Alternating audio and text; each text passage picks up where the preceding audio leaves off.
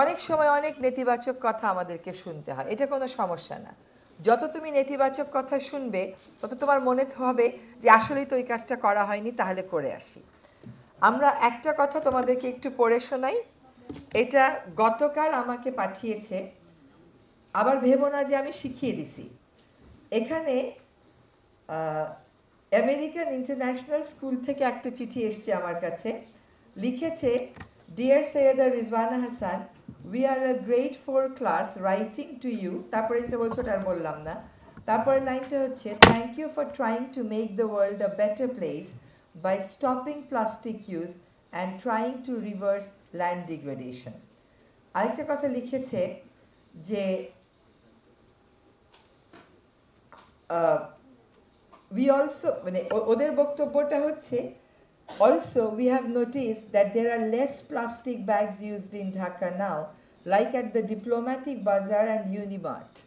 So এই যে কাজটা আমরা শুরু করলাম, এটা অনেক বছর যাবত আমরা পলিথিন শপিং ব্যাগ ব্যবহার করি, তাই না? হঠাৎ করে এই ব্যবহারটা চলে যাবে না। তোমরা দেখোনি, কিন্তু আমরা দেখেছি আমাদের বাবাদেরকে চটের একটা ব্যাগ নিয়ে বাজারে গেছে, এবং শুক্রবারে শুনতাম আব্বা বলতো, বাজারের ব্যাগটা দাও তো, জিজ্ঞেস করো, তোমার আম্মাও বলতে পারবে। আর পরের শুক্রবারে শুনতাম আব্বা বলতো, ব্যাগটা ধুয়ে রাখো নাই কেন? কারণ মাছ মাংসের রক্তটা লাগতো। এখন বাংলাদেশে একটা তর্ক শুরু হয়ে গেছে, বিকল্প নেই, বিকল্প নেই। এটা ঠিক না বাবা, প্রথাগতভাবেই আমাদের বিকল্প আছে। আমাদের বাবারা দাদারা যেটাতে বাজার করেছেন সেটাই আমাদের বিকল্প। এখন পলিথিন শপিং ব্যাগটা তুমি যে নাও, তোমাকে আলাদা করে টাকা দিতে হয় না। কিন্তু দোকানদারেরা বা উৎপাদনকারীরা যারা এটা বানায়, তাদেরকে তো যন্ত্র কিনতে হয়, বিদেশ থেকে পলিথিনের দানা আনতে হয়, বিদ্যুৎ খরচ করে শ্রমিক দিয়ে সেই পলিথিন ব্যাগটা বানাতে হয়। যখন তুমি পলিথিন শপিং ব্যাগ বন্ধের কথা বলো, তখন তোমাকে বলা হয় শ্রমিকদেরকে পুনর্বাসন করে দেন, শ্রমিকদেরকে ক্ষতিপূরণ দেন। তার মানে এই শ্রমিকদেরকে টাকা দিয়ে দিয়েই তো কাজ করানো হচ্ছে। টাকা দিয়ে আমদানি করে কাঁচামাল এনে বিদ্যুৎ খরচ দিয়ে বাসা ভাড়া দিয়ে ব্যাগ বানানো হয়, কিন্তু ব্যাগটা তোমাকে সস্তায় দেয়। এটা কিরকম কথা হলো? এটা সস্তা না, এটা দোকানদার যে পণ্য তোমার কাছে বিক্রি করে তার মধ্যেই এই দামটা ধরে রাখে, তাই তুমি এটা টের পাও না। হোটেলে গেলে বলে শ্যাম্পু আর সাবানটা ফ্রি দেয়, আসলে বাবা ফ্রি দেয় না, তুমি এক্সট্রা পে করো না, ওইটা তোমার বিলের মধ্যে ইনক্লুডেড থাকে। ও তোমাকে ফ্রি দেবে কেন? ও তো ব্যবসা করতে এসছে। এটা ফ্রি না। আজকে আমি নদী খনন করতে পারবো না, খাল খনন করতে পারবো না, কারণ ওইটা তুলবার জন্য যে যন্ত্র দরকার, যেই ড্রেজার দরকার, ওইটা বাংলাদেশেই নাই।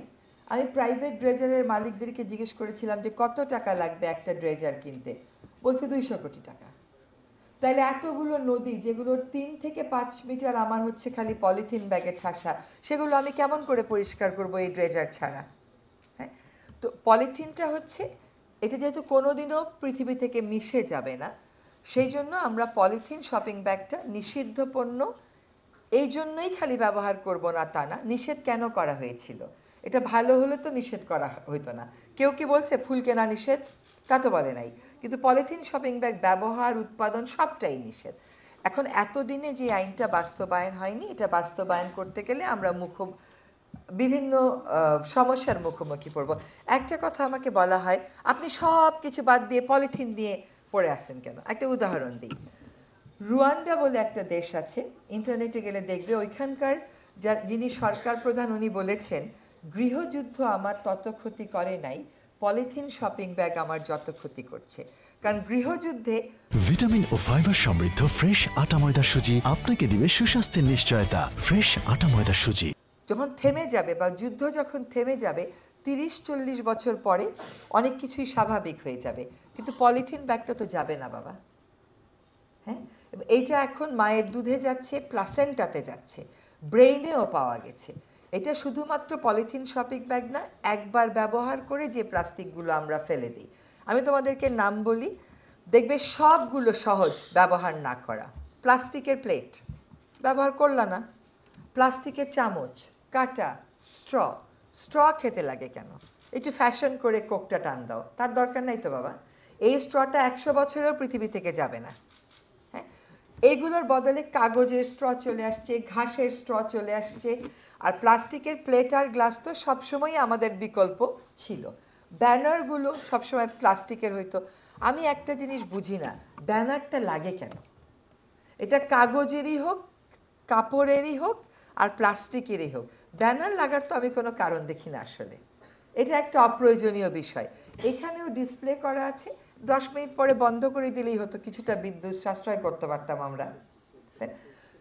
একটা জিনিসে আমরা থেকে যাব, সেটা কি জানো? কলম। কলমের সহজলভ্য বিকল্পটা আমাদের হাতে এখনো নেই।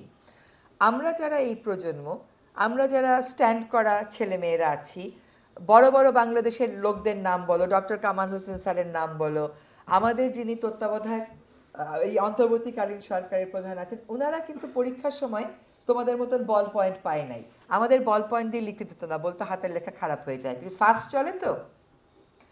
এইটা ছাড়া একবার ব্যবহার করে ফেলে দাও এমন কোনো পলিথিনের প্লাস্টিকের বিকল্প নাই, এটা আমি মানি না। সবটার বিকল্প আছে। পলিথিন শপিং ব্যাগটা নিষিদ্ধ, বাকিগুলো নিষিদ্ধ না। নিষিদ্ধ না হলেও তোমাদেরকে অনুরোধ করছি যে এটা তোমরা ব্যবহার করো না। দেখবে ইউরোপে এখন হোটেলে গেলে প্লাস্টিকের বোতলগুলো দেয় না। এখন কেউ কেউ তোমাকে বলবে সুইডেনে দেয়। সুইডেনে যেই পরিমাণ বিদ্যুৎ খরচ করে প্লাস্টিক রিসাইকেল করে, বাংলাদেশ তো সেটা পারবে না। আর আমার তো সহজলভ্য বিকল্প আছে, আমার কেন সেটা করতে হবে? আবার রিসাইক্লিংয়ের একটা ধোঁয়া অনেকে তুলে দেয়। রিসাইক্লিং একটা বোতল বানাতে, একটা ব্যাগ বানাতে অনেক রকমের কেমিক্যাল দিতে হয়। এই যে বাধা যারা দেয় আমাদেরকে, তারা বাধা দেয় কারণ তারা এই সমস্ত আমদানির সাথে জড়িত আছে। হ্যাঁ, তারা 12 মাস শ্রমিকেরা কেমন করে পোড়া আবহের মধ্যে পলিথিন শপিং ব্যাগ বানায়, এটা নিয়ে কোনো কথা বলে না। তারা যে বিভিন্ন জিনিস পোড়াচ্ছে, পুড়িয়ে পুড়িয়ে পুড়িয়ে শপিং ব্যাগগুলো বানাচ্ছে, সেখান থেকে ডাইঅক্সিন বলে একটা বাতাস যাচ্ছে, ওইটা মানুষকে ক্যান্সার দিতে পারে। কোনোদিনও পলিথিন শপিং ব্যাগ যারা বানায় তারা আমার শ্রমিকের ক্যান্সার হচ্ছে বানাবো না এই কথাটা বলে না। তুমি যখন ব্যবসাটা বন্ধ করতে বলবা, তখন শ্রমিক স্বার্থটা নিয়ে তোমার সামনে চলে আসবে। একটা পণ্য নিষিদ্ধ, 2002 সালে নিষিদ্ধ, 2025 সালেও আপনি তা বানাচ্ছেন, আপনি কেন আমার কাছে ক্ষতিপূরণ চান? দ্বিতীয় হচ্ছে, একটা গার্মেন্টস কারখানা যখন বন্ধ হয়ে যায়, ক্ষতিপূরণ কে দেয়? মালিক দেয়। তো আপনি দেবেন ক্ষতিপূরণ, আপনি সরকারের কাছে কেন ক্ষতিপূরণ চাচ্ছেন? এগুলো হচ্ছে কিছু ধোয়া তুলে দেওয়া। তো রুয়ান্ডার ওই রাষ্ট্রপ্রধানের কথা মনে হয় যে অন্য সকল সমস্যার চাইতে পলিথিনটা অনেক বেশি জটিল সমস্যা। আজকে বাতাস দূষিত, কালকে থেকে কাজ করা শুরু করলে কয়েক বছর পরে আমরা বাতাসটাকে একটা মানে আনতে পারবো, কিন্তু সারাদিন চেষ্টা করলেও তুমি পলিথিনটাকে পৃথিবী থেকে আর সরাতে পারছো না। ইয়েস, রিসাইক্লিং লাগবে, কারণ যেটুকুন পলিথিন চলে আসছে প্লাস্টিক, ওগুলোকে তুমি কি করবা? সেজন্য উন্নত বিশ্বে এখন ব্যবহারটা এরকম করে করছে যে একটা প্যাকেজিং, চিপসের প্যাকেট, ওইটাতে কতটুকুন পলিথিন প্লাস্টিক থাকবে ওটা বলে দেয়, ওইটা যাতে আবার রিসাইকেলড হয়, এনভায়রনমেন্টে পড়ে না যায়, ওইটা এনশিওর করে। So basically, I wanted to thank you all for taking the leadership and the responsibilities. অনেক নেগেটিভ ক্রিটিসিজম হবে, কিন্তু তার বিরুদ্ধে দাঁড়িয়ে থাকতে হবে, কারণ তাদের একটা ন্যস্ত স্বার্থ আছে, সেজন্য তারা এই নেগেটিভ ক্রিটিসিজম করে। আমরা যখন উৎপাদন বন্ধ করতে যাচ্ছি, তখন আমরা কোথাও কোথাও, সব কারে না, বাধার মুখোমুখি হচ্ছি।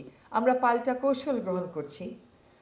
পলিথিন যাতে ঢাকা শহর থেকে উৎপাদিত হয়ে অন্যান্য বিভাগীয় শহরে না যায়, সেজন্য আমরা কথা বলছি ট্রাফিকের সাথে। এই কাজগুলো আমাদেরকে করতে হবে। সকল প্লাস্টিক এই মুহূর্তে আমরা বন্ধ করতে পারবো না, সেটা নিয়ে আমরা কাজও শুরু করিনি। আমরা শুধু পলিথিন শপিং ব্যাগ নিয়ে কাজ শুরু করেছি। মানুষের অভ্যস্ততার কারণে, আমাদের প্রয়োগের ক্ষেত্রে কিছু সীমাবদ্ধতার কারণে it will take some time, কিন্তু এটা হতে হবে। এটা আমার স্বার্থে হতে হবে না, আমাদের সকলের স্বার্থে এটা হতে হবে। যদি না হয় তাহলে আমরা আমাদের মাটি বাঁচাতে পারবো না, আমরা আমাদের নদী বাঁচাতে পারবো না, লেক বাঁচাতে পারবো না। আমাদের লবণের মধ্যে মাইক্রোপ্লাস্টিক পাওয়া যাচ্ছে, মাছের মধ্যে মাইক্রোপ্লাস্টিক পাওয়া যাচ্ছে। কাজে আমরা যতবার প্রশ্ন করি এটা কিতে সফল হবেন, সাথে যদি বলি আমিও পলিথিন কিনবো না, তাইলেই সফলতাটা চলে আসবে।